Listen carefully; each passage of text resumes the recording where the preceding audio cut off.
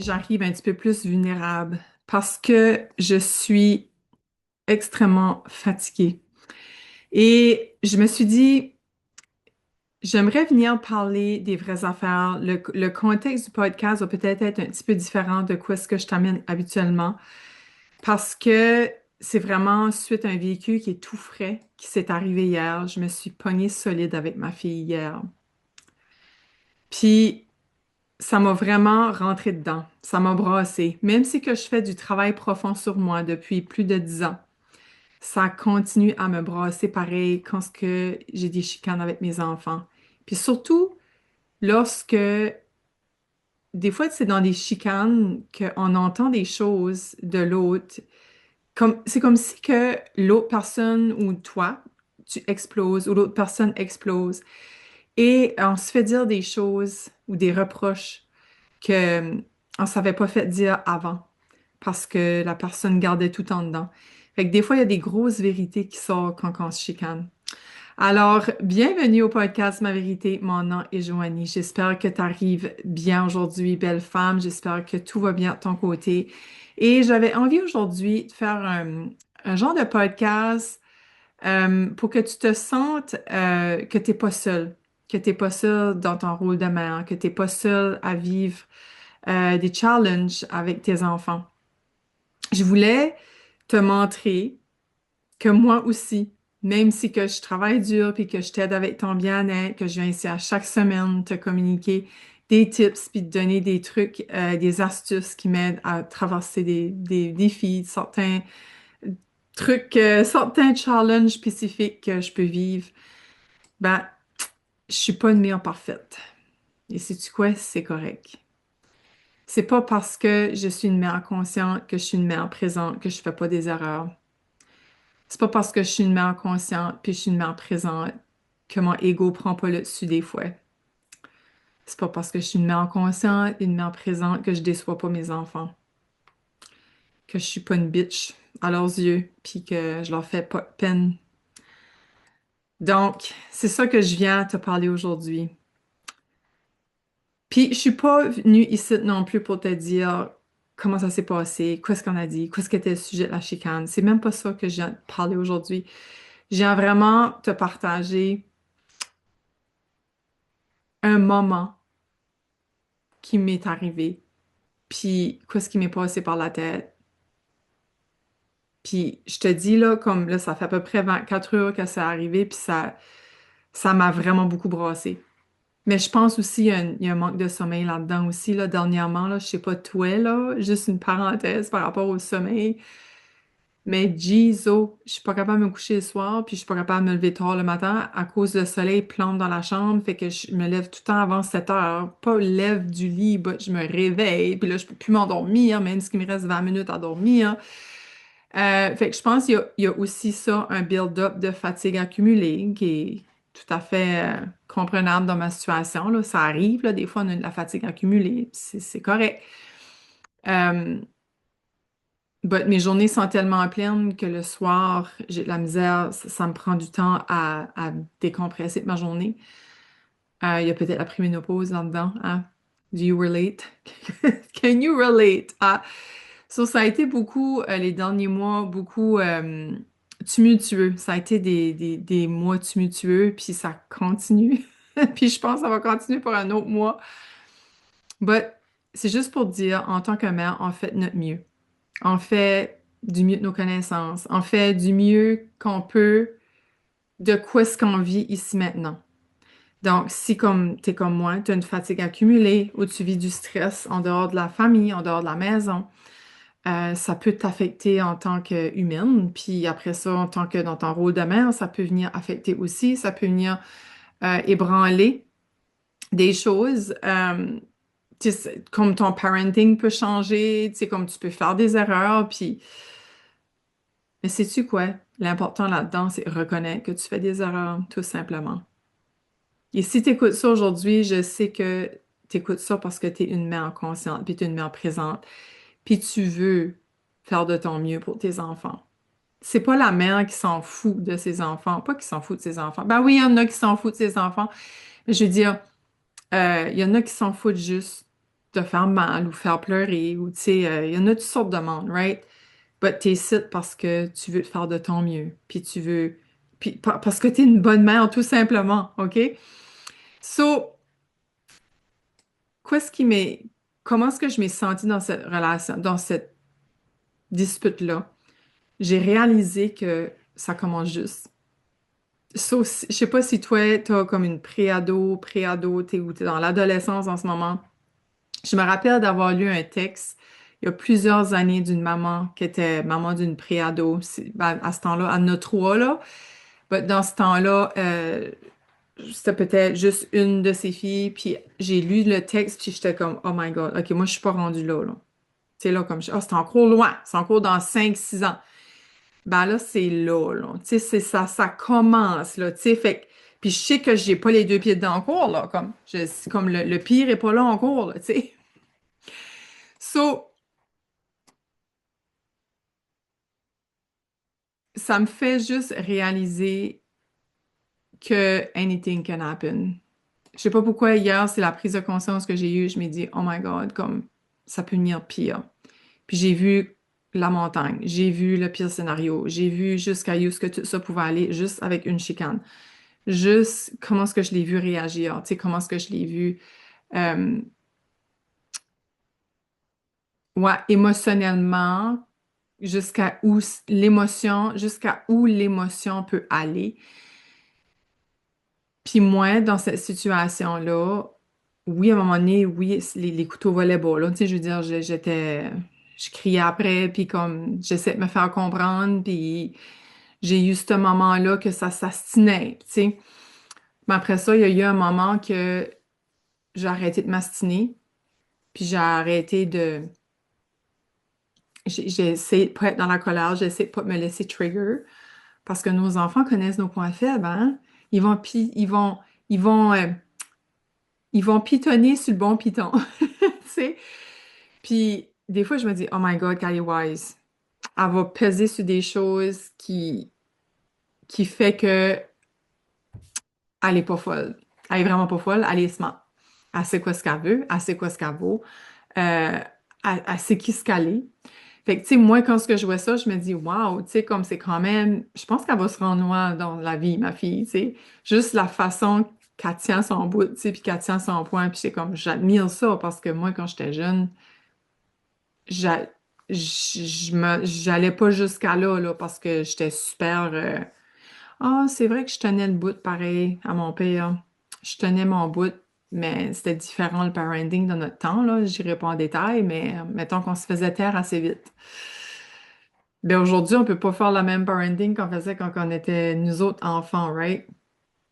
So, c'est bien différent. Fait qu'il faut vraiment rester patient puis pas monter grand trop dans nos émotions, nous autres. Tu sais, ça fait vraiment tester ma patience, ça fait vraiment tester ma communication. Euh, mais ça m'a fait réaliser que nos enfants vieillissent.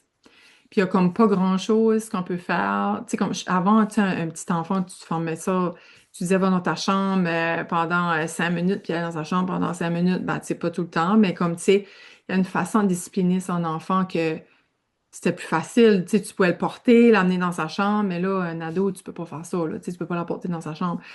Fait que le stir commence juste. Puis je me suis dit à moi-même, c'est ça la deuxième partie de la chicane, parce que là, on s'astinait dans le char, puis là, après ça, c'était mieux, puis là, après ça, on s'est rastiné de nouveau.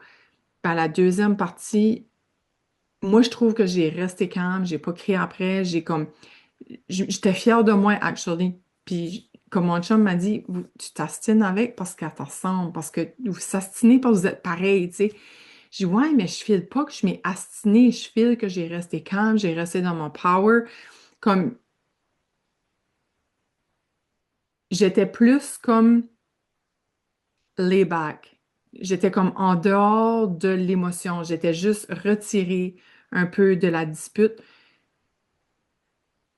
mais je me sentais impuissante là-dedans. Puis je t'en ai déjà parlé dans un de mes épisodes, me semble, à propos de l'impuissance. C'est correct d'être impuissant. Des fois, tu peux juste rien dire. Des fois, tu peux juste rien faire. Des fois, tu baisses juste les bras. Puis sais-tu quoi? C'est correct. C'est correct. C'est correct de perdre.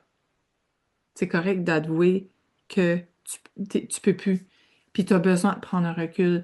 Puis c'est ça, je trouve que dans des disputes comme ça, on essaye d'avoir raison.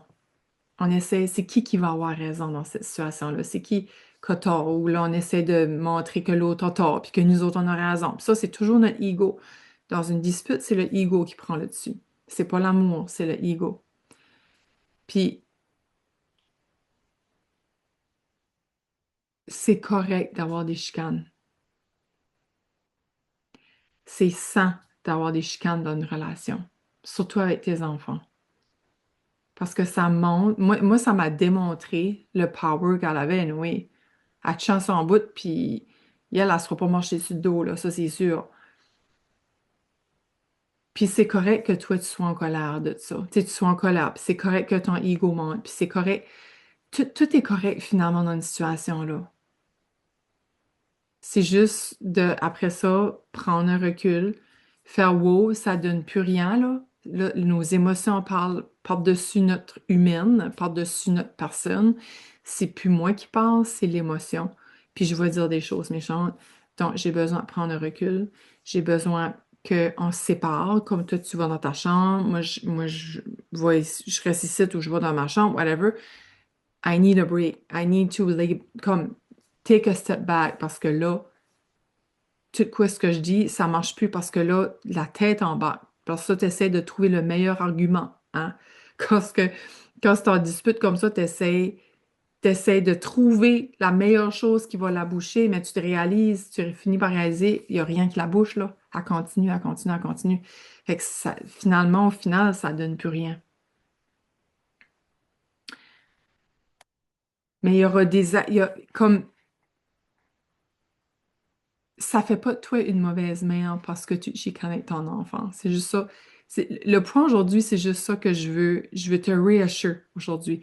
Je veux valider avec toi que it's okay. C'est normal. Nos enfants passent à travers une puberté. C'est normal qu'il va se passer des affaires. C'est en transition vers l'adolescence, vers ou même l'adolescence, c'est en transition de devenir un adulte. Fait que ça brasse dans le corps. Ça brasse au niveau émotionnel, au niveau mental, au niveau énergétique, au niveau physique. Ça brasse de tous sens, tous côtés. Fait que c'est sûr que la personne à qui va s'en prendre, c'est nous autres. C'est les parents. Puis, moi, je trouve que c'est quasiment encore mieux de même quand ce qui se prend à nous autres, parce que ça veut dire qu'il est confortable avec nous autres. Il se sent bien avec nous autres pour pouvoir tout évacuer de son système sa rage, sa colère, sa tristesse, sa peine. Puis c'est correct d'être confronté, puis c'est correct de confronter l'autre parce que c'est comme ça qu'on grandit. Ça, à un moment donné, elle m'a dit de quoi aujourd'hui? Euh, ça serait plus facile tout seul, tu sais, d'être tout seul comme on n'aurait pas comme personne à s'astiner ou à. Mais j'ai dit, justement, c'est facile d'être tout seul. On grandit pas, on n'évolue pas, on n'est pas confronté. Confronté. Il n'y a personne qui nous dit quoi ce qu'on fait, c'est pas right. Il n'y a personne qui. Fait, il y a personne qui nous dit notre vérité en face. Parce que quand on se fait dire notre vérité en face, quoi ce qui se passe, on évolue, on grandit de ça. Tu sais, on devient. J'aime pas dire une meilleure personne, ça m'énerve, là, une meilleure personne. Je sais pas si je trouve un autre terme pour ça, mais on devient. C'est ça, on grandit de ça, puis ça nous fait réaliser des choses, ça nous fait faire des prises de conscience comme, hey, c'est quoi? La personne a peut-être raison, tu sais. J'aurais peut-être faire ça mieux pour m'améliorer en tant qu'humaine, pour avoir des meilleures relations, pour grandir en tant qu'humaine. Puis c'est ça, puis moi, elle m'a dit des affaires, elle m'a dit des vérités en face, puis ça m'a rentré dedans, puis j'ai pas aimé ça. Mais quand ce que je prends un recul, puis que la poussière tombe, me semble que ça fait de l'allure, quoi, ce qu'elle a dit, tu sais. Oui, sur le coup, t'es irrité, sur le coup, t'es overwhelmed, sur le coup, t'es en colère, t'es frustré, t'es surchargé.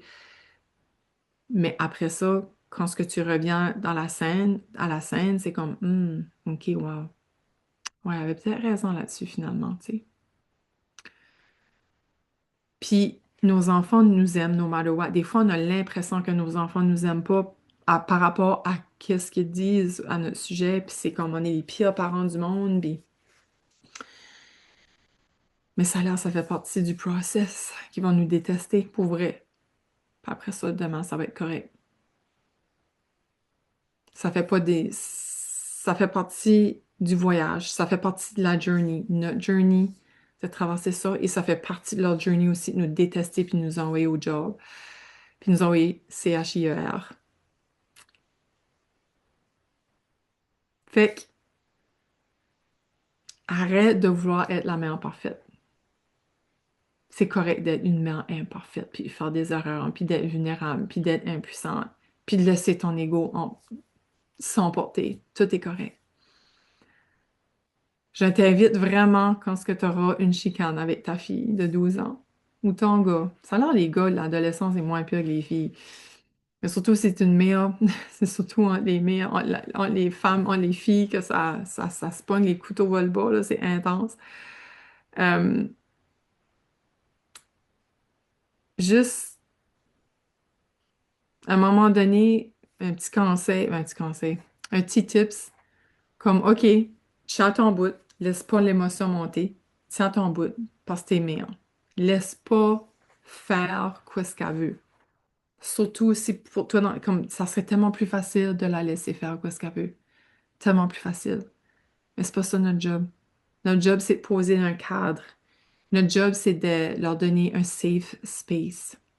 Notre job, c'est d'être constant dans notre parenting, puis de notre discipline, puis d'être anal about nos valeurs and stick to it.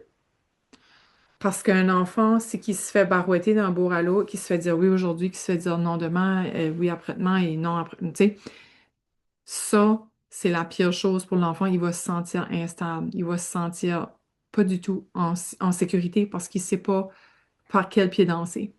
So, tu sais, to stick to our point, puis de continuer à sticker avec ça, puis comme stand for your value. Tu sais, comme, tiens-toi pour, reste debout pour tes valeurs, tu sais, comme un advocate, values advocate, je sais pas comment je dis ça, comme protège tes valeurs, puis tiens-les, parce que ça sécurise un enfant, d'avoir un parent qui tient à ses valeurs, puis qui change pas parce que l'enfant broye ou parce que l'enfant est inconfortable, parce que l'enfant fait une crise.